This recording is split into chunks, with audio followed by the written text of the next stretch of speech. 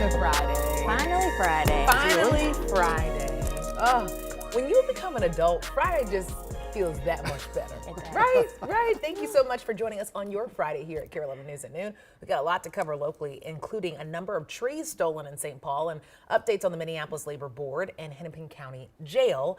And also, Cece, you're following the International Summit. I am, yeah. President Biden is meeting with world leaders today talking about trade. So I'll walk you through how those meetings are expected to go now that Biden is leaving soon and Trump is going to take over. Lots of transitions happening, even with our weather. Yeah, it looks like next week is going to be the big transition, right? We go from the more warmer than average temps to feeling a bit more like mid to late November. More on that in just a minute. The big story earlier this morning was the dense fog west of the Twin Cities, and you can still see current visibility is rather low. Wilmer out at the airport, near zero visibility right now. St. Cloud has been improving. We just have some lower hanging clouds, and you can see that exactly on our visible satellite loop right there.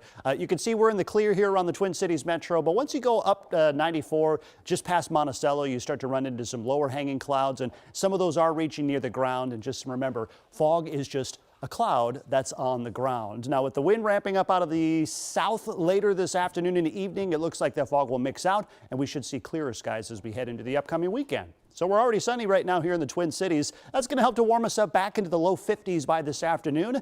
Your hour-by-hour forecast takes us topping about 53, 54 degrees. That'll happen between about 2, 3 o'clock this afternoon. And overall, a bright, breezy, and mild, I should say balmy weekend is in the forecast for alliteration's sake. Soaking rain likely Monday night into Tuesday, followed by colder temperatures. And yes, there is potential for some snowfall beyond Wednesday.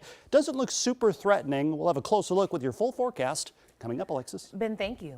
Our top story today follows an unusual crime in St. Paul. Trees planted in the last few weeks have now gone missing. Michelle Beck takes us to the scene. This is really a bizarre case. Take a look at where one tree has been uprooted. The following 2 trees down the road here on Shepherd Road uprooted as well. The city of St. Paul says a total of 60 trees were destroyed, several of them ending up in the Mississippi River. Get this, the damages hover $40,000. That's according to Parks and Rec officials, who also say the vandalized trees were planted only last month by local high schoolers. Those students had worked with the nonprofit Tree Trust over MEA break and, in the city's words, invested significant time and effort to help out the community. The focus now turns to who did this and why, as St. Paul police get to answering those questions with an official police investigation. We also know that the nonprofit is working with the city on next steps. In St. Paul, Michelle Beck, KARE 11 News. Very strange. Michelle, thank you. Right now, we're waiting to hear back from the Anoka County Sheriff's Office for more details on a police chase along Highway 55 that ended in a crash.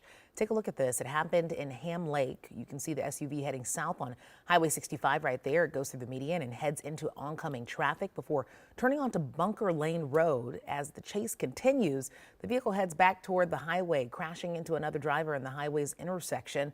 Shortly after, police can be seen arresting the driver. We'll keep you updated as we learn more. In Minneapolis, the City Council is moving ahead with a controversial Labor Standards Board.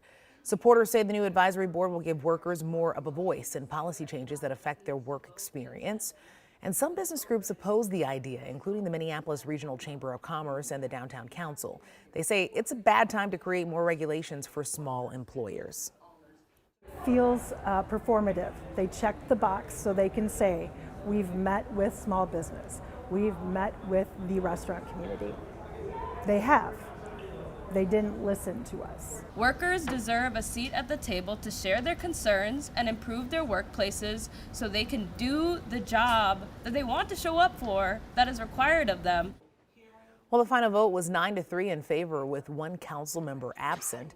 Mayor Jacob Frey says he favors a labor standards board, but issued a statement saying he's opposed to this particular version. Well, we have an update today for you after the Hennepin County Jail hit a deadline at the start of our show yesterday. Jail officials now have more time to cut down the inmate population. The Minnesota Department of Corrections is now giving the jail until December 5th. The DOC says jail conditions could be harmful to inmates due to staffing and overcrowding. At last check, there are about 700 inmates in the jail right now. Leaders have to reduce their roster to 600. Well, turning to some world news now, President Biden is headed to South America where he's meeting with international leaders. But with only a few weeks left in office, it's still unclear how much progress will be made. So, Cece, take us through what these meetings are going to look like. Yeah, for sure. So President Joe Biden is in Peru today for the Asia Pacific Economic Cooperation Summit. But some analysts say it's an awkward time for Biden to gather with these leaders because he's leaving office. The agenda for the summit includes issues like mutual trade relationships, boosting sustainable development, investments in green energy initiatives. But sources say many heads of state are shifting their focus to President-elect Donald Trump. This is the first time a lot of these world leaders are meeting face to face since Trump's election. And analysts say his America First policy vision leaves allies in an uncertain position. For a lot of these countries, they're going to have to decide, do they become more self-sufficient? Do they lean or tilt towards China? Do they try to find new partners? So Biden does have a talk with the Japanese Prime Minister and South Korean President this afternoon. Tomorrow he's scheduled to meet with China's president.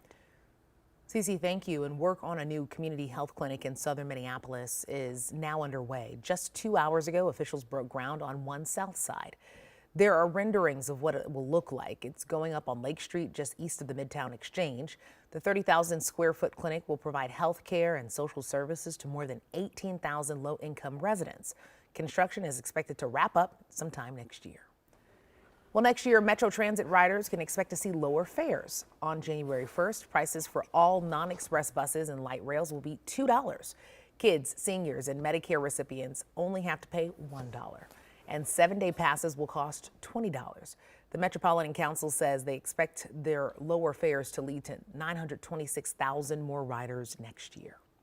Well, right now, the St. Paul Fire Department has a new engine out on the street just this morning. They unveiled what is now the state's first electric fire truck. Audrey Russo shows us how it's different. So we're talking about the first electric fire engine here in the state of Minnesota. And I want to talk a little bit about the differences between this and a traditional diesel engine. And first and foremost, stop, you hear that? No, of course you don't. This is on, but it is quieter than a standard diesel engine. And another thing to note, it's not pumping out those smelly diesel carcinogen fumes that firefighters have to breathe in and day out when they're at the scene of a fire. So in addition to being more healthy for the environment, it's also healthier for the firefighters themselves. Now, this exact engine model is already in service in other places around the continent, including California and Vancouver, Canada. Now, you may be wondering, a battery-powered engine in the cold, how is that going to work? Well, I spoke to the fire chief about that exact concern. This particular apparatus has been tested worldwide in similar climates in Canada and Europe. Really not a concern with the cold. Probably a little more concerned about the heat than the cold, but what this particular apparatus has is a built-in cooling system with fans to keep the batteries cool. Now, the cost of this particular model was about $1.8 million. And you may be thinking, yeah, that's kind of a hefty price tag, but in terms of fuel savings, the St. Paul Fire Department says they burn through about 2,000 gallons of diesel fuel per piece of equipment every single year. So when you add that up over the 12 to 15 year lifespan of an engine like that, they anticipate to see some savings. Back to you.